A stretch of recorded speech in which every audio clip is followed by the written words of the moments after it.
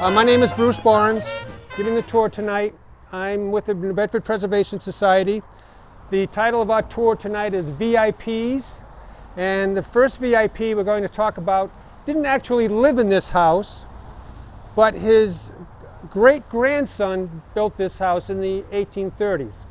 And someone recently asked me, what would be your most iconic building in New Bedford? And it didn't take me long to come up with this house, because this house symbolizes the great wealth that was derived from the whaling industry in New Bedford in the early half of the 19th century. And this house really is so visible at the foot of Hawthorne Street. It's always been a beautiful house. It has this grand and really over-the-top design for the times. I mean, this house, when it was built in the 1830s, was one of the most expensive houses in New England, maybe in the country at the time. $60,000 it cost to build this house in the 1830s.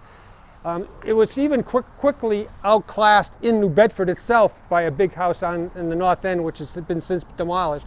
But nonetheless, this house has always been very stately, a symbol of the greatness that New Bedford achieved during the whaling industry.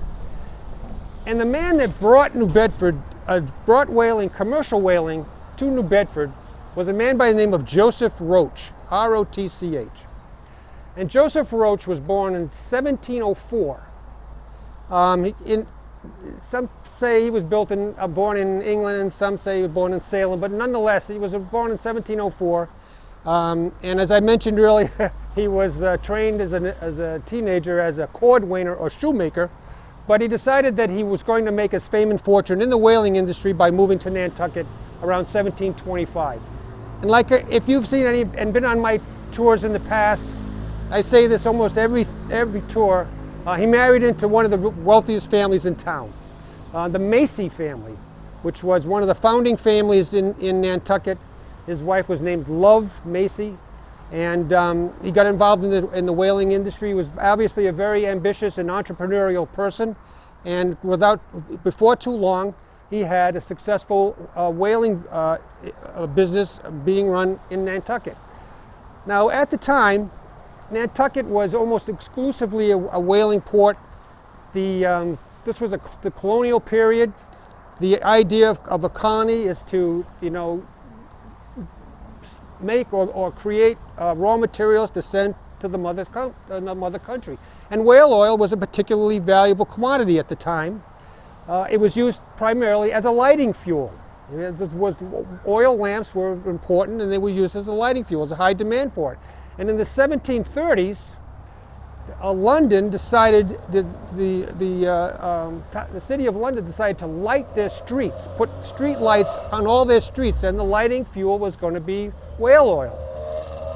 That created a tremendous demand, and Nantucket was more than willing and able to fill that demand, and they did so in the years mid-1700s.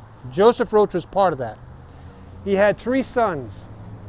One of the sons, William, his oldest son, was very, very entrepreneurial as well, a brilliant businessman, and his 2 other sons also had talent in the business field. Now, around 1760, Rotch was getting older. He was almost 60 years old. He had 3 sons.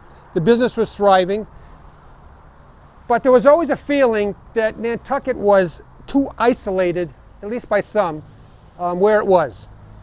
During the French and Indian War, which was from 1756 to 1763, there was a lot of disruption in business, and Nantucket had a hard time getting food and fuel shipped to the island. So I think that was one of his motivations.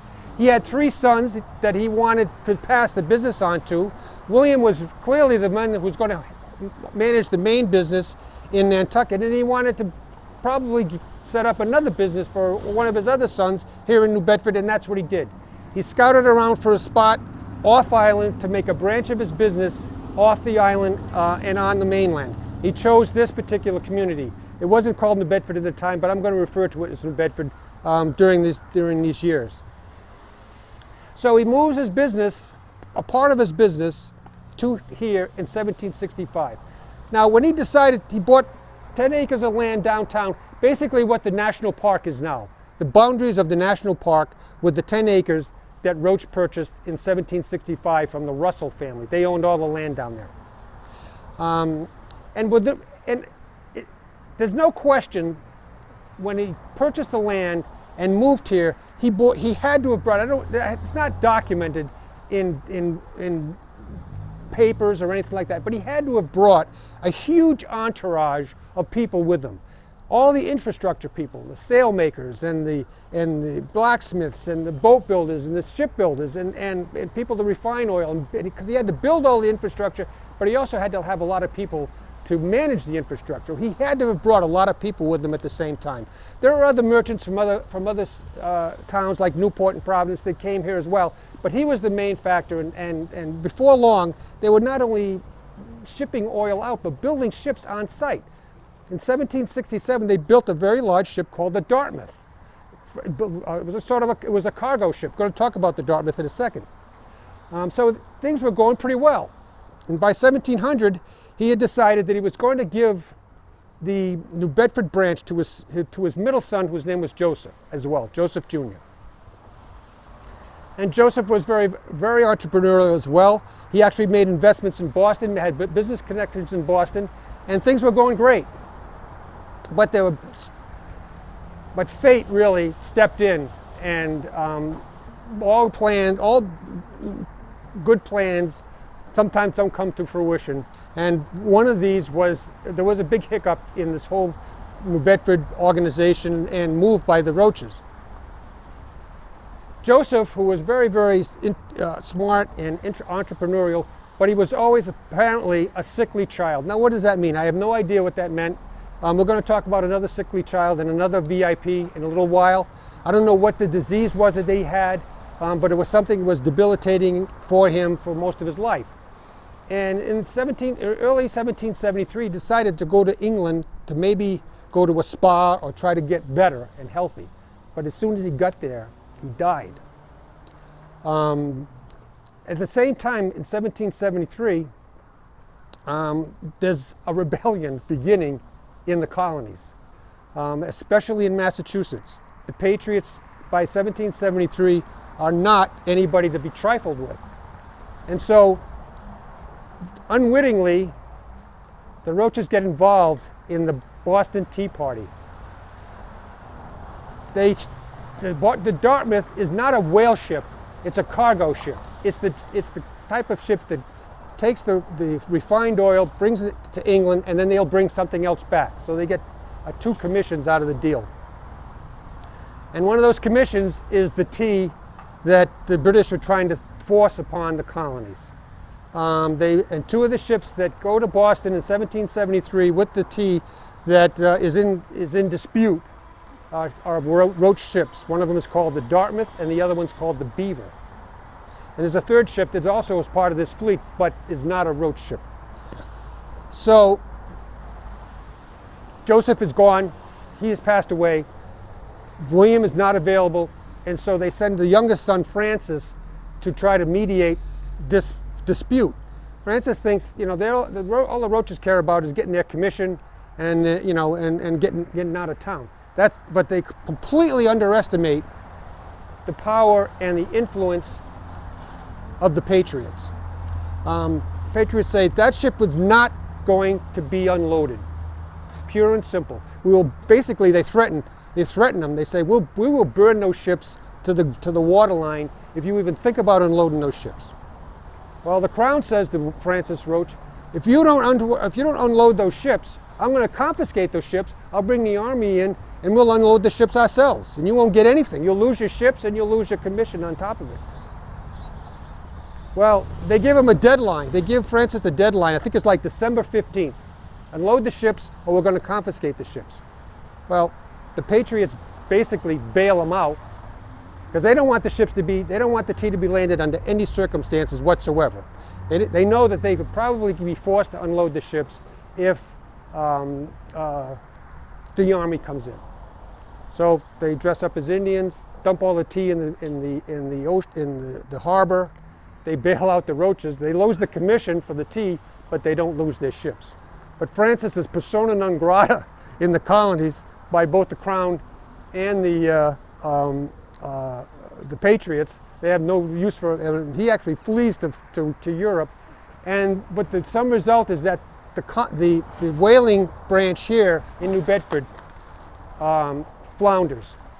The war does come, and it really flounders because British are trying to restrict the trade in whale oil products. Joseph, who'd been living in New Bedford, he actually built his house on the southwest corner of Water and William Street. That's the site of the Jacobs Gallery of the Whaling Museum now. That's where he built the house. Well, there was no business going on in New Bedford, so there was some privateering going on, which meant that they was like sending out ships from New Bedford to steal from British ships, actually take over British ships, steal a cargo. British sent an army to New Bedford in 1778 and burned the place down, including lots of the infrastructure that the Rotches had built. So by the end of the war, the place was not in very good shape. But the savior of the city is, and Joseph dies in 1784, right after the war is over. And right after that, his son William sends William's son, whose name was William Rotch Jr., to save the day. He rebuilds the infrastructure here in the years between 1785 and 1790, and New Bedford again is on its way to being the capital of the whaling industry by 1835. So Joseph planted the seed for the whaling industry. He made the initial investment. By the time this house was built, this was his great-grandson's house. William Roach Rodman was a great-grandson of Joseph Rotch. And this was the result of his efforts to bring whaling to New Bedford. The documentation on Joseph Rotch isn't all that great. His sons and grandsons did a lot more writing about themselves and about the history of what they did. But nonetheless, if it wasn't for him and his decision to come to this site, New Bedford's history would be a lot different. This is the mansion of a man by the name of Joseph Grinnell, one of New Bedford's most distinguished individuals in the 19th century, really in the city's history. His record of achievement and encouragement and investment in New Bedford is just almost off the charts. He lived 97 years. He was born in 1788 and died in 1885. He, of all the wealthy men that we'll probably talk about, he's one of the few that actually didn't make his money in the whaling industry. He and his brothers, one of which was Moses Hicks Grinnell, who ended up being one of the most wealthy persons in New York City in the early part, hard to believe with all the wealthy people that were in New York City. They decided to set up shop in their very early 20s and even late teens to make their fortune in New York City in the real burgeoning import-export businesses that were going on in New York at the time. New York was growing like by leaps and bounds, even before the Erie Canal. It was just growing out of control, really. And it was becoming the commercial center of the country without doubt. And the Grinnells were very successful in their efforts to take advantage of those opportunities. But Joseph made a whole lot of money there, but rather than stay there, he decided to come back to New Bedford. And he did. He was only like 30 years old when he came back to New Bedford. And he built this house here in around 1830. It was one of the first of the big stone mansions on County Street at the time. It's really, architectural historians and critics kind of like this building a lot because it's probably pure sense a Greek temple style building. I don't think it's a great building, don't get me wrong, I love it, but I like the Roach Rodman house better. It's a little bit cooler, the other one, it's a little fancier and stuff, and has a better site, but this is a very important building here in New Bedford. Joseph Grinnell was involved in all sorts of the major businesses and civic improvements in town. He was the one that brought the railroad to New Bedford in 1840. He was very much involved in the public water supply effort in New Bedford in the 1860s. All sorts of things. I mean, his rap sheet is miles long. But his most, historically for the city, his most important business venture was bringing the textile industry to New Bedford in the late 1840s. And he did it, it was sort of accidental. A man came knocking on his door in the late 1840s. His name was Thomas Bennett, and he said he wanted money for a textile mill. He had trained in a mill in Georgia, actually, and he was coming up here looking for investors because he wanted to build a mill in Georgia. And he knew that Grinnell was one of the richest men in town. He was a congressman at the time. Abraham Lincoln stayed at this house, so he was very well connected. And Grinnell thought it over. He said, I think it's a great idea, but I got one stipulation. You build the mill here in New Bedford.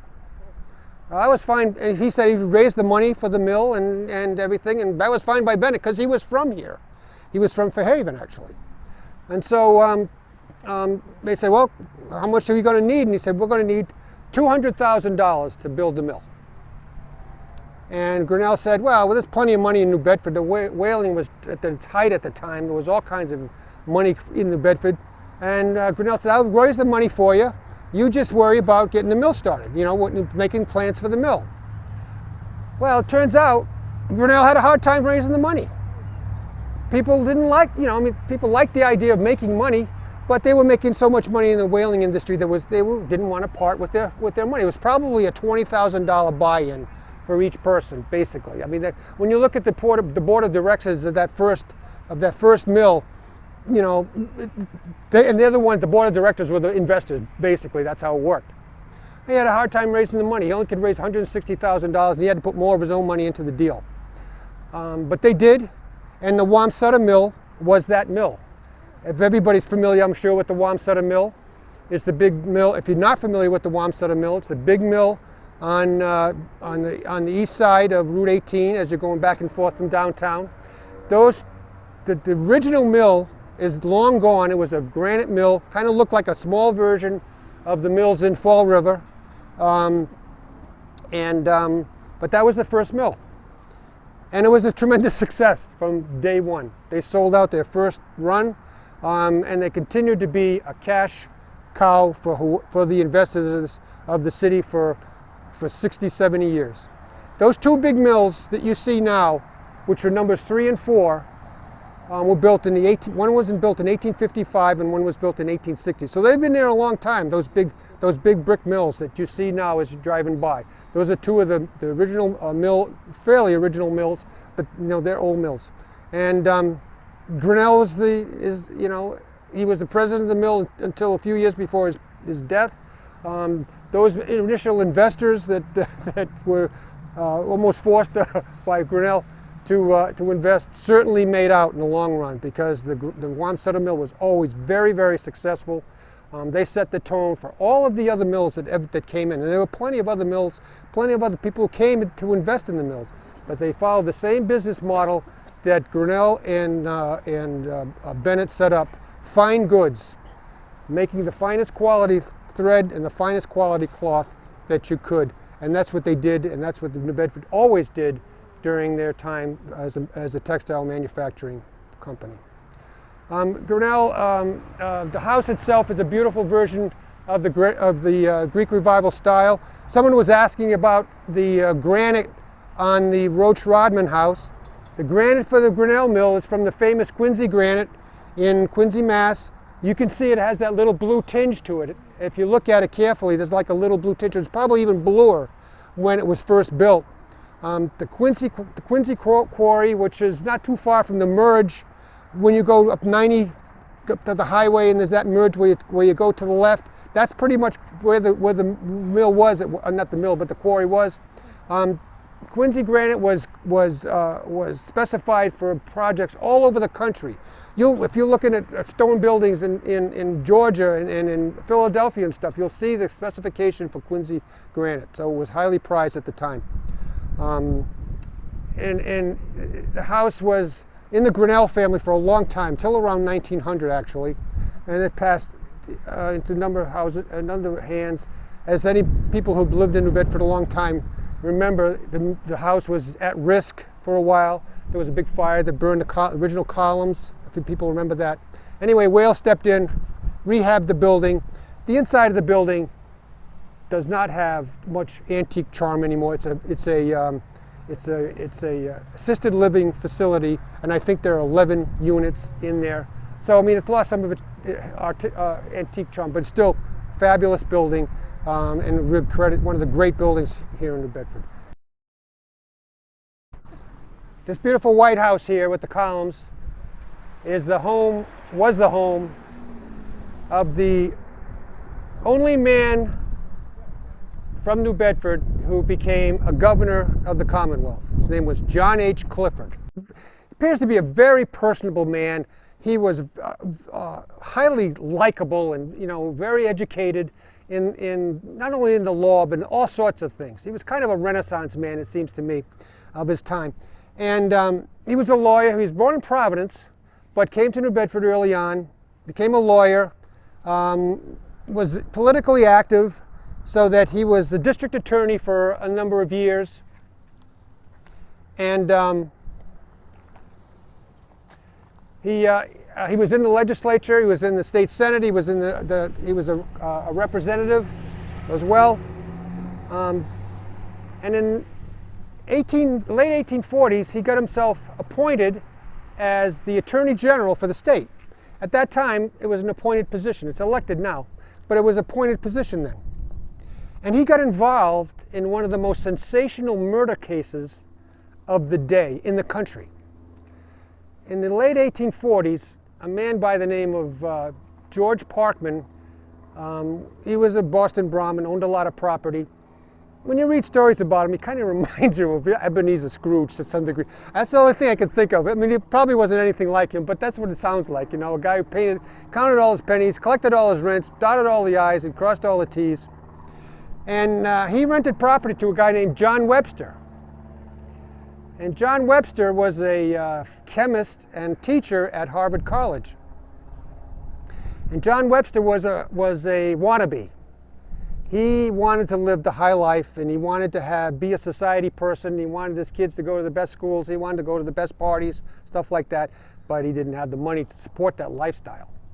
And so he was borrowing from Peter to pay Paul. And Parkman found out that he wasn't paying him, and he had a valuable piece of furniture of this John Webster. And Parkman found out that he was using a collateral for multiple loans, including his own. I didn't sit well with him. He wanted a meeting with Webster to figure out how he was going to get his money back from him, because he owed him quite a bit of money. So they have a meeting at Webster's laboratory at Harvard College, and he disappears. And where's George Parkman? People start to try to find him, and he's nowhere to be found. His last meeting is with Webster. Webster says, "I don't know anything about it. I saw him in the street. We exchanged pleasantries, but that was it." Well, there's a janitor at Harvard College who gets suspicious of Webster. And to make a long story short, he finds evidence of a dismembered body in the floorboards of the laboratory. A dismembered body of somebody, a human being, not an animal. Some of the bones, but the strange thing is some of the bones are completely clean. They find all kinds of gruesome stuff, and you can't imagine how this drew the press into this story. It was all over the pages, Well, they find a whole lot of bones and even some skin of the man and so forth, and they find a jawbone of Parkman as well. There's no forensic science in those days, you know. It's not like DNA where you can go and, you know, and so forth. They're just winging it, basically. They suspect it's Webster. There's just no way. It's in his lab. This guy's probably Parkman, who knows? Eventually he's arrested for the murder. And one of the things they do find is a jawbone with some teeth in it. And they go to Parkman's dentist and they say, "Do you recognize this jawbone with these teeth?" And he says, "Yes, this is definitely George Parkman's teeth." He says that. This is at the trial. So, and you know, Webster, declares his innocence. You know, and all the time. This is John H. Clifford is the prosecutor in this particular case. That's my point of the story here. But anyway. He's convicted of the murder, sentenced to hang. Well, Webster doesn't want to hang. He doesn't want to die. I'm sorry, is Parkman the murderer or the victim? He's the victim. Okay. John Webster is the murderer. Webster doesn't want to die. He confesses to the crime, tells him what he did, tells him he did the dismembers, cut his head off, did all this kind of stuff, threw him in the oven sometimes, threw him underneath the floorboards, threw him where he could, you know. And, but it doesn't shake anybody's opinion, and he is hanged. And John H. Clifford was the prosecutor, a successful prosecuting attorney. Now, the judge in this particular case was a man by the name of Lemuel Shaw, Judge Shaw. He was probably one of the most important judges in America at the time. And at this particular trial, he introduced the idea, because he knew, in his mind, he knew that he thought that Webster was guilty.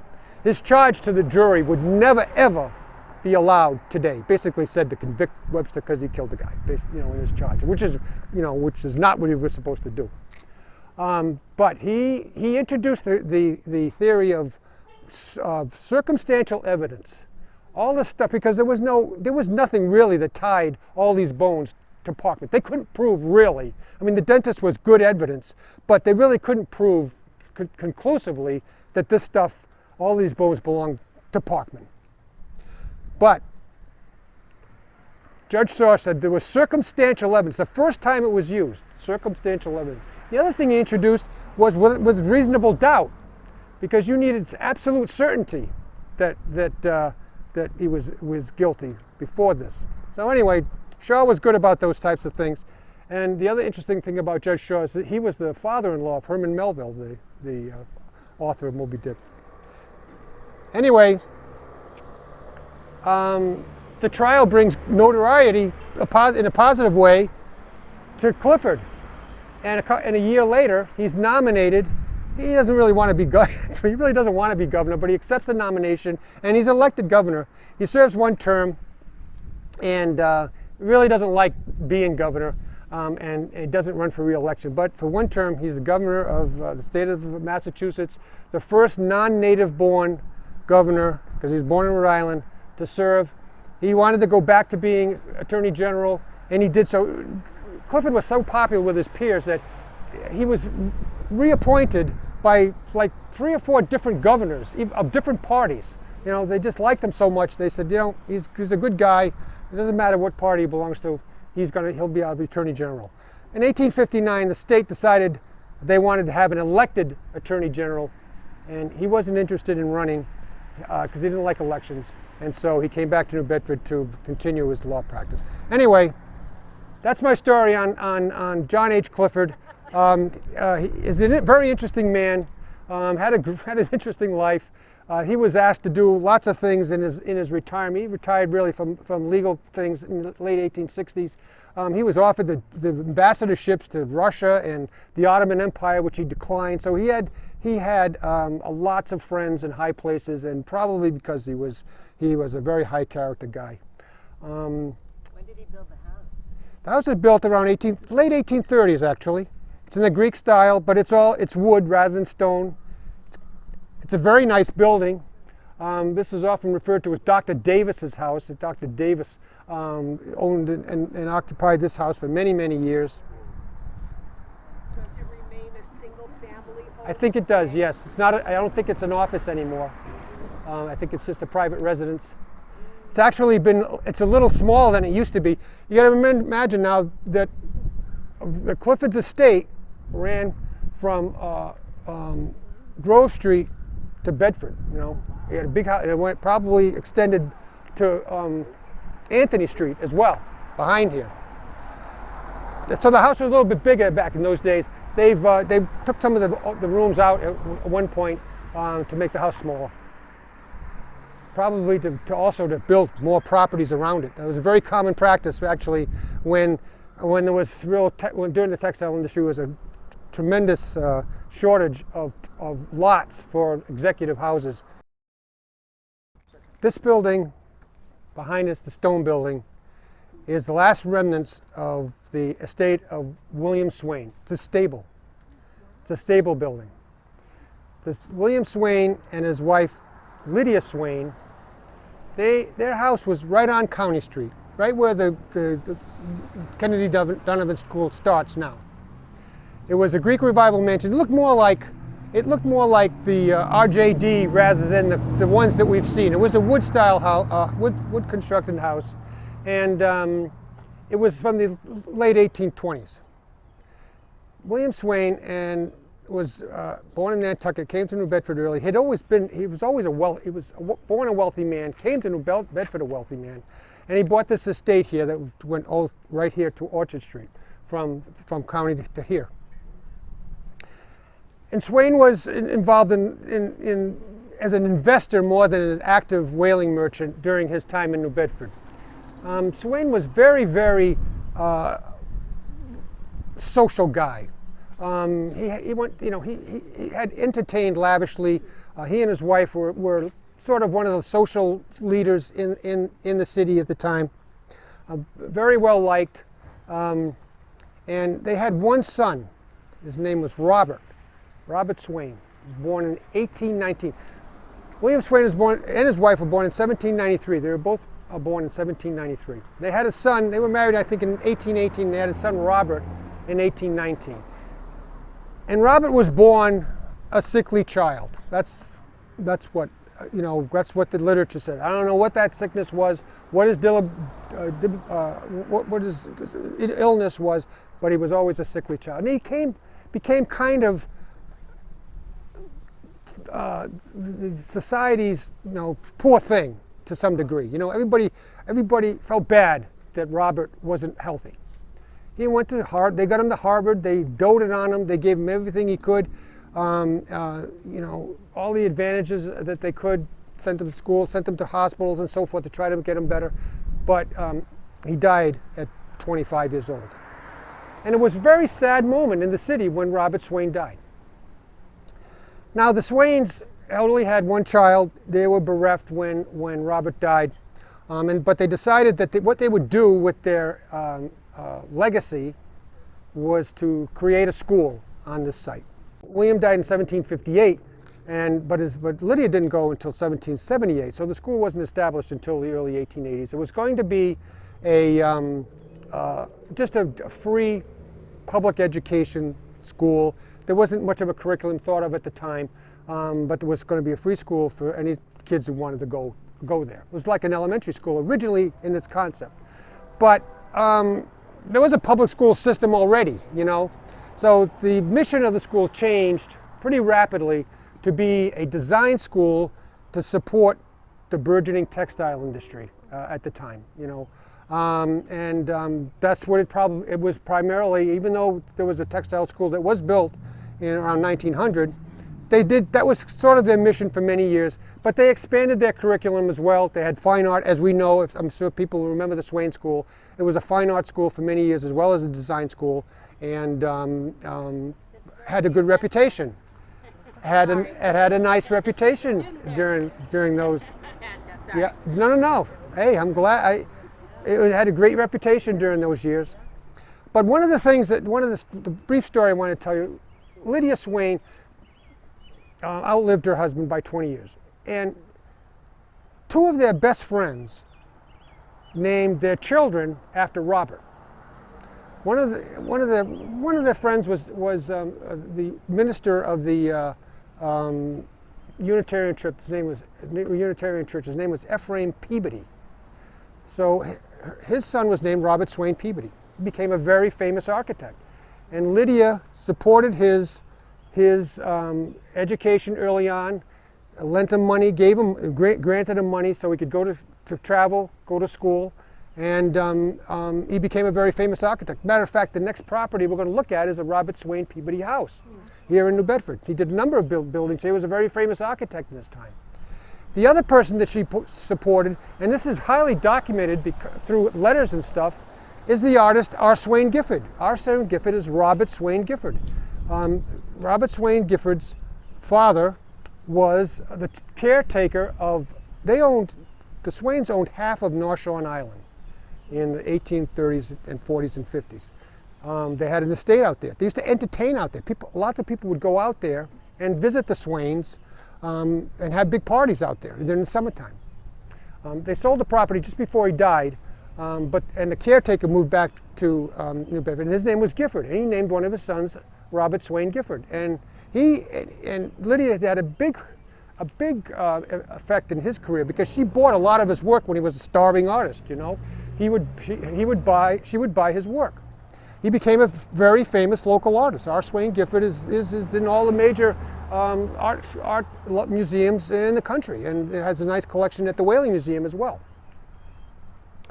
It's interesting that they continue to be very, very interesting benefactors. Is that when the Forbes family got that island? They owned the other half then, and then they bought the island. The Forbes family bought the rest of the island from Swain.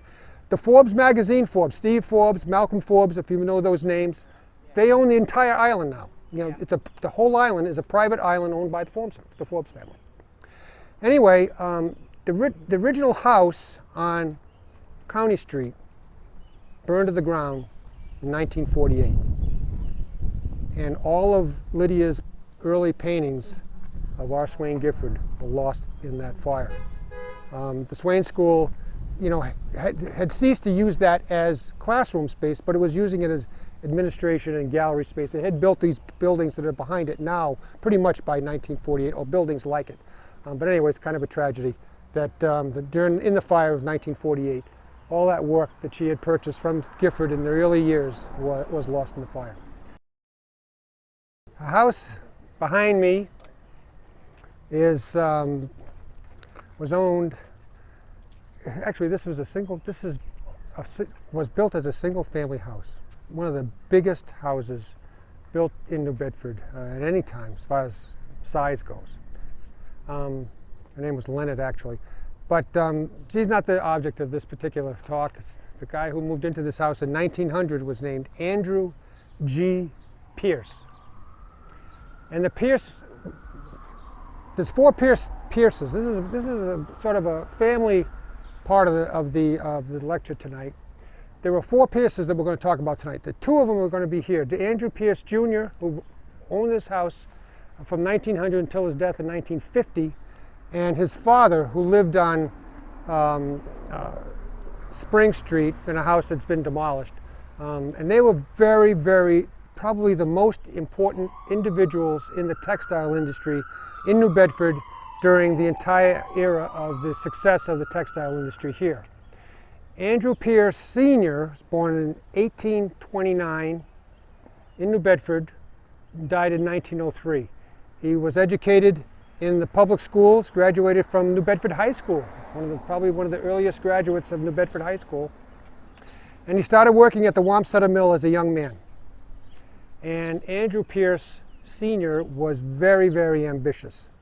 He actually, as a fairly young man, while he was working at Wamsutta, he became mayor of New Bedford for a term in the late 1860s. But he was very instrumental in the growth of the industry and in the management of the industry overall. He was president of Wamsutta for a while. He was involved in all the other early mills that were developed in New Bedford. The Wamsutta was the only mill in town until the early 1870s. when the second mill was formed in the south end, the Potomska Mill. People from the south end might know there's a Potomska Street down there. That's about more or less where the mill was in the south terminal area. And then there were mills being built all over in the south end and in the north end from the late 1870s until 1890. And by 1890, there were about 10 or 12 separate corporations that were in New Bedford at the time. But they were all pretty much run in the same way. I'd like to make the comparison of how the mills were run to how sports leagues are run today, like the NFL, for instance. The NFL has a commissioner, and then it has all these teams that are part of the league, you know, and each team has its own way of doing things, but they follow a certain set of rules. That's how the textile industry was run. Each of the mills really was just an extension of how the Wamsutta Mill was operated. And Andrew G. Pierce Sr., he was the commissioner of the league. He was the head of what was called the New Bedford Manufacturers Association. They set policy for wages, for production, for everything, and all the mills followed suit. That was the way it was run. They also had control of most of the banks as well. So there was conformity in the industry was a must, because you couldn't survive if one mill went rogue and started to pay their people more or produce less or do something out of the ordinary. The conformity was important. Andrew G. Pierce Sr. made sure of it. His goal was to make sure that the industry thrived and survived. You needed to have control. You couldn't have things go haywire. And the shareholders were the most important thing. Now, so when there was a strikes and stuff, it was Andrew Pierce Sr. who would get the other members of the leaders of the mills together and say, we're going to cut wages, which always resulted in a strike. Those are the types of things they did, and they held out. They always won the strikes, usually. The millmen, the Andrew G. Pierces always won the strikes. So when Andrew died in 1903, his son, who had been groomed pretty much from the day he was born to be the next leader of the textile industry, took over as head of the New Bedford Manufacturers Association, Andrew Pierce Jr. And he bought this house in 1900. And he lived in it through the rest of his life. Now, Pierce was not the hard-nosed, rough and tumble guy that his father was, but he was also one who understood the industry. He had the highest, he was really a national figure. He was well known throughout the country as an important figure, and so he had a lot of respect here. And the policies that his father introduced were pretty much held true during his reign as head of the New Bedford Manufacturers Association. Pierce Jr. had a lot of influence. He was well known. He was on boards of mills, not only in New Bedford, but across the country, really. He was just a very well-known guy. And he was tapped in the early 1920s to run the biggest textile conglomerate in the country. It was called the American Woolens Corporation. It was based in Lawrence, Mass. 32 mills in 8 states. And he was going to be the CEO. This is in the 1920s. Now, the Roaring Twenties, as you may or may not remember, or not remember, but know from history books, was supposedly a very wealthy time. Lots of speculation, lots of money. Everybody was making a lot of money. Some of it was phony, as we learned in the Great Depression. But nonetheless, there was a lot of speculation, a lot of businesses thrived. But the textile industry was not one of them. The textile industry in the North, in New England, was stagnant, was flat, because the mills in the South had caught up to New Bedford in quality and quantity. They had always been good in quantity, but they finally caught up in quality. And the labor costs in the South were 30% less than they were in New England. So Andrew Pierce, he's the CEO of American Woolens. He sees all this. He knows all this. And he just starts to close mills.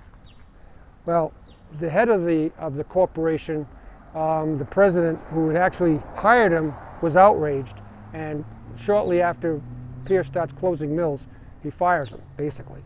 He comes back to New Bedford. He's still a board member, comes back to New Bedford. But the same thing is happening here as well. The same issues that were happening with American woolens were happening in New Bedford. There were too many mills.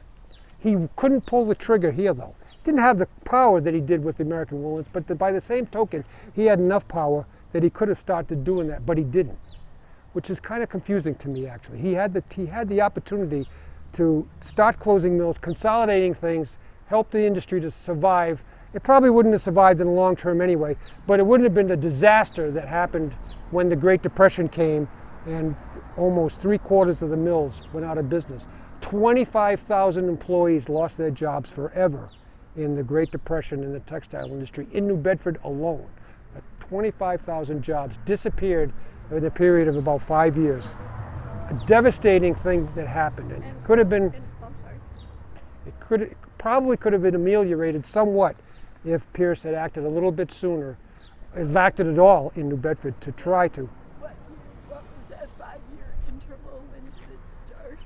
Like 19 what? From 1929, when the stock market crashed, to around 1934, 35, about 21 or 2 of the mills closed forever. What about the antitrust laws that, like Theodore Roosevelt put in and stuff, that didn't affect him when he was still running all these mills all over the place? The textile mills in New Bedford were all privately owned companies. They were all what they call closely held proprietorships. They were not public companies.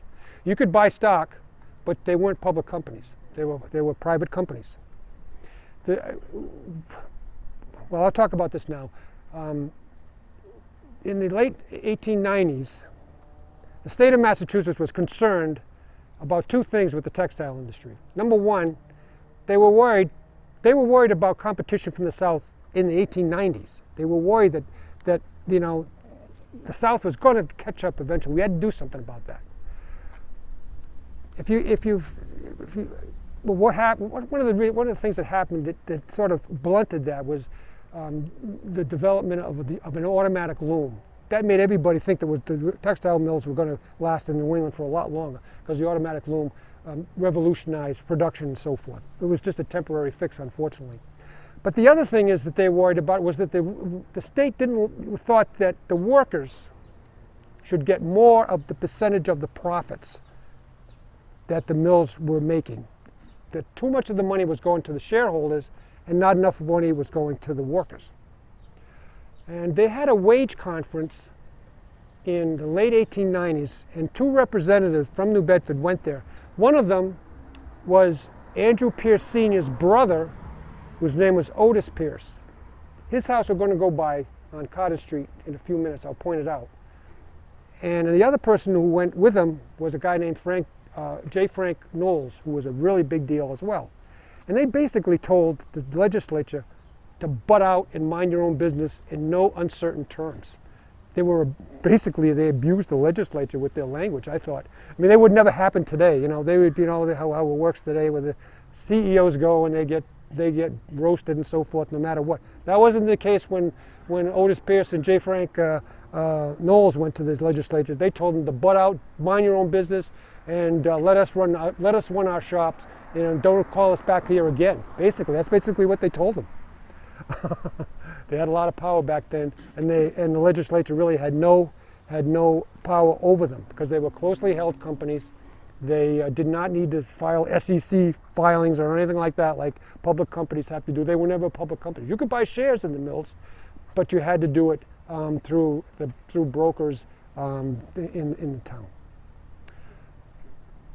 Anyway, the textile industry was doomed because of the wage factors in the South, and just the way things work out.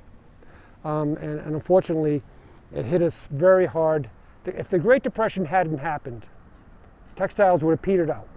It wouldn't have been as devastating, because a mill would have failed a couple mills 1 year, maybe a couple of mills a couple of years later. It would have been bad, but it wouldn't have been as devastating when you had this massive, and there was no other work to be found during the Great Depression. There was no work for the people who lost their jobs, really, because everybody was out of work. Anyway, it was a disaster. I'm sure that everybody's parents who were here lived through that. know the, you know, I mean, I know my own grandfather and mother and on the barn side, they lost everything in the Great Depression, the house, everything they had, because there was no business, there was just no work. This is kind of a hidden gem, really, because of the foliage and the fact that the front of the house faces east, away from the street, kind of hides it, but it's just a great building. It's very different in lots of ways from the typical New Bedford Greek house. Actually quite different. You know, I mean, I think that whoever designed this house, and I don't know who designed the house, probably was not one of the regular designers of New Bedford, like Russell Warren and some of the other people. So it has some unique features, especially the brackets under the roof line, which means that this house is probably a transitional house from the Greek to another style, an Italian style that came later. Anyway, it's a very interesting house, very attractive. I have not been in this house, although it was on a holiday house tour about 15 years ago or so, and it was very popular at the time. But you can see it's in tip-top shape. You got these great pilasters, these columns that look like they're columns, and they're attached to the side of the house are called pilasters. Very nicely detailed, nice beautiful porch and so forth. This house was originally built by a man named Joseph Grinnell. Not the same Joseph Grinnell that we saw earlier, but I think it's his nephew who built this house. He owned a foundry in town. But the person we're going to talk about here that lived in this house for many years was a man by the name of Basil Brewer. Who remembers Basil Brewer? What's the last name? Brewer. Basil Brewer. Basil Brewer was the owner of the Standard Times from 1930, more or less, to 1960, more or less. He sold the business in 1960, but he continued to write editorials for the paper. Brewer was born in the Midwest in Missouri in 1885. Died in 1973, so he lived a long life. And Brewer, he started out as teaching science and stuff, but he really wanted to be a newspaper man. And he worked for a few newspapers and ended up owning a couple of newspapers in I think it was Illinois or something like that. And he sold the newspapers in Illinois just before the Great Depression. So he sold high, came to New Bedford during the Great Depression and bought low. The classic way of doing business. He bought the Evening Standard, actually. He merged it with the New Bedford Times. He's the guy who merged it with the New Bedford Times. It was the Standard Times. I think he also owned the Mercury and closed the Mercury down in 1942, Morning Mercury, 1942. Does everybody still remember that the Standard Times was an afternoon paper? It wasn't delivered until like 2 o'clock in the afternoon. Do people remember that? Yeah. That was pretty common. The Herald News in Fall River was the same way. It was an afternoon paper. So anyway, Brewer ran the paper for a long time. He's a controversial character, actually. Very conservative Republican. And he was instrumental in the 1952 election for President of the United States and Senator of Massachusetts. Brewer was, I think, more like Citizen Kane than Walter Cronkite, actually. In 1952, I think he saw his opportunity to make it to the big time. He was a very strong backer for president of Robert Taft of Ohio. Robert Taft was a very conservative Republican candidate. Taft thought it was his time. Taft's father was President Taft, Howard Taft, who was also Supreme Court Chief Justice of the Supreme Court. Robert Taft was this long-term senator from Ohio. He felt that this was his year to be president. And Basil Brewer, strong supporter of Taft, was his campaign chairman for Massachusetts. Big job. I bet Brewer thought, you know, Taft gets elected, I might get an ambassadorship or some big job in the government, you know, because he was very ambitious. Well, there was a fly in that ointment, and his name was Dwight Eisenhower. Dwight Eisenhower was the war hero of World War II, and both parties, the Democrats and Republicans, were courting Eisenhower to be their presidential candidate in 1952. There was no incumbent president in 1952. Harry Truman served his 2 terms, was not going to run again, so it was an fairly open field. Well, the senator from Massachusetts, whose name was Henry Cabot Lodge, he was a strong supporter of Eisenhower. He courted Eisenhower to run as a Republican, and Eisenhower decided to run for a Republican. Lodge was also running for Senate in 1952 against John F. Kennedy. Kennedy was an upstart at the time, a young man who was running for senator against an established Republican, an established politician, and a big family name in Massachusetts, the Lodges. Well, that didn't sit well with Basil Brewer, because Dwight Eisenhower was nominated for president over Taft. Brewer's dreams of glory were also dashed in the process. Well, he took it out on Lodge by, at the last minute, endorsing Kennedy for the Senate seat. Even Lodge says that the 35,000 votes that probably turned because of Brewer's endorsement won Kennedy the Senate seat. Lodge had spent the entire campaign season actually stumping for Eisenhower. You know, he sort of ignored his own campaign until it was too late. And the ultra-conservative Brewer endorses the liberal candidate, Kennedy. Now, if that's not payback, I don't know what is, or attempted payback, and he was successful, as it turned out. Even Lodge says that that endorsement probably turned enough votes to defeat him. Anyway, another story about Brewer. In 1960, there was a book published on a fictionalized account of a city in the south coast of Massachusetts. It was called Lament for a City. It was written by a newspaper man from Martha's Vineyard named Henry Beadle Huff. And it was a stinging commentary on a newspaper man from the South Coast. It was clearly Basil Brewer, because the fictional character in the book worked for the presidential candidate that lost the election in 1952. So it was clearly him, clearly him. And it is not a very likable portrait of him. It's a damning portrait in my view. How did I learn about this book? Because I didn't know anything about Lament for a City. It's a very obscure book. Not too many people know it exists, really, even today. Well, I was been doing walking tours like this for 25 years. And in the early 2000s, I came to this site and talked about this house. And there was a lady in the audience who said, she told me to read this book. I read the book, and then she was on another tour later on. I said, "Did you read that book?" And I said, "Yes, I did."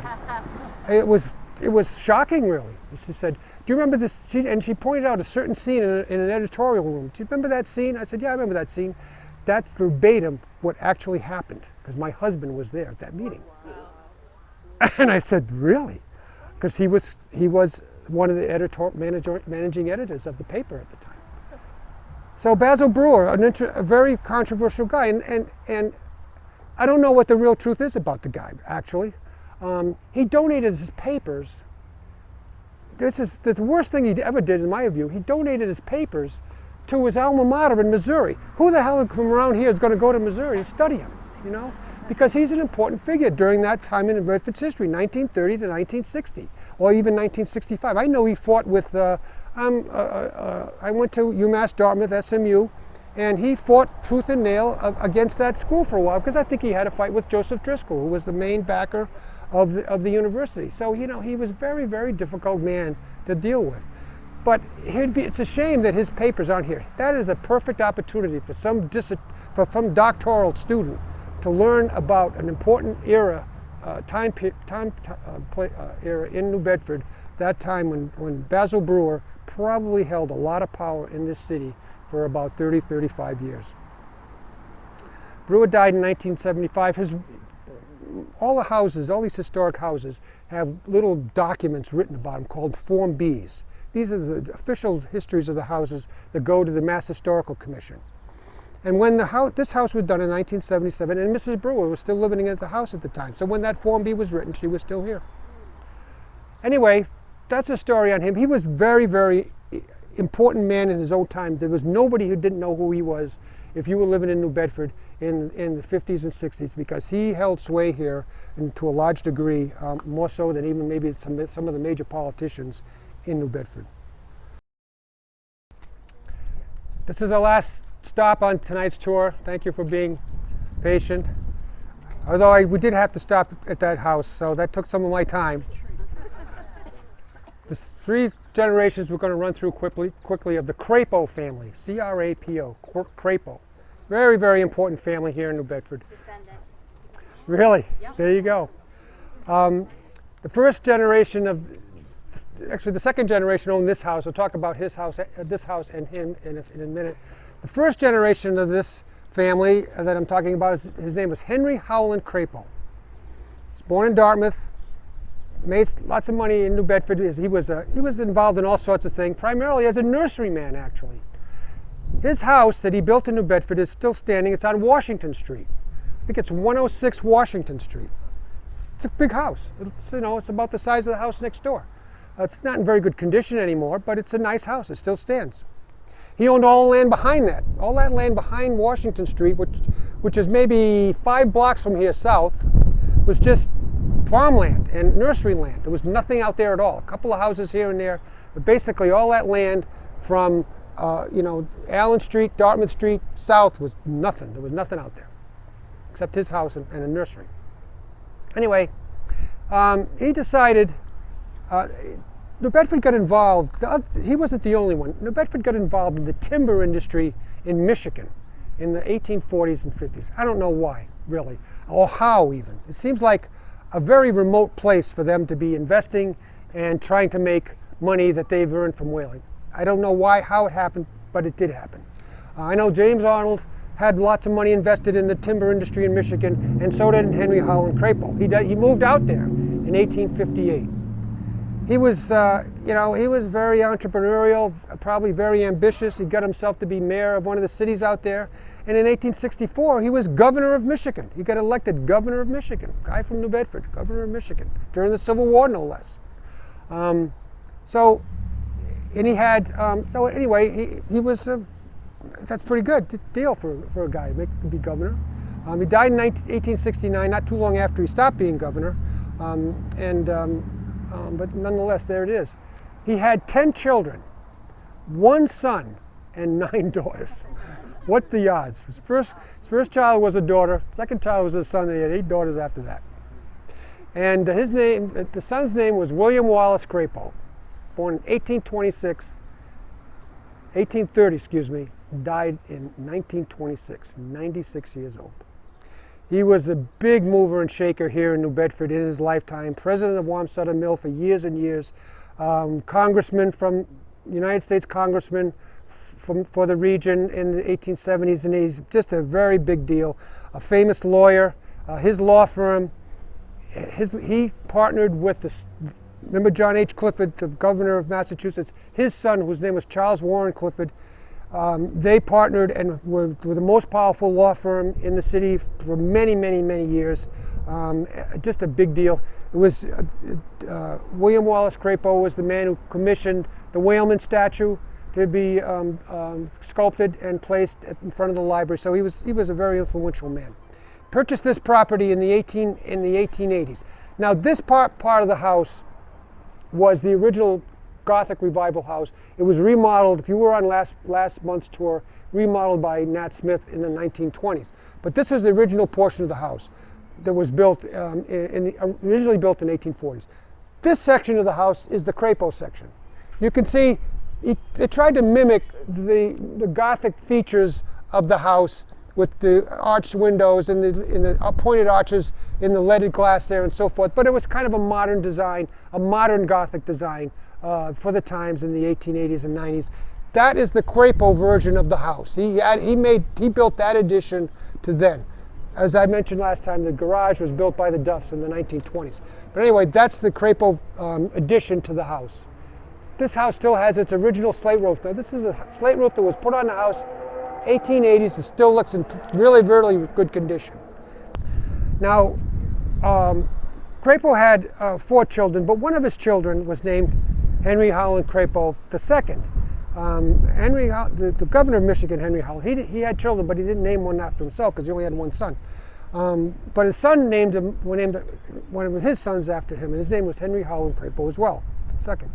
And he was a lawyer, and you know, he was involved in all of the usual business things in New Bedford during the time.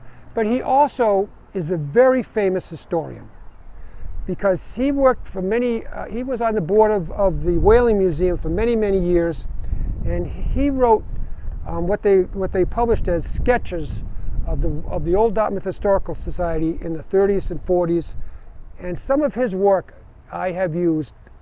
I've used his work at every single walking tour. Almost every house we go to, there is some part of his research that I use on his talk. Many of those documents are online. If you look up Old Dartmouth historical sketches online, you'll pick them up. And he did one on the textile industry, he did one on the bankers. He's done a bunch of them. They were very long, lengthy treatises on various topics of the Bedford history. A lot of his history was firsthand knowledge because he knew the people, or his father knew the people that were involved. So it was very, very informative. Henry Howland Crapo, his work as the writer of history is not appreciated as much as it probably should be, because it's very important to researchers to understand how the city developed and what those people did in their personal lives as well as their business lives, because he touches on that as well. Thank you very much for coming. Everybody knows. Thank you. Everybody knows how to get back to the Rotch Rodman house. Just walk straight back Hawthorne Street and we'll be right there. Thank you for coming.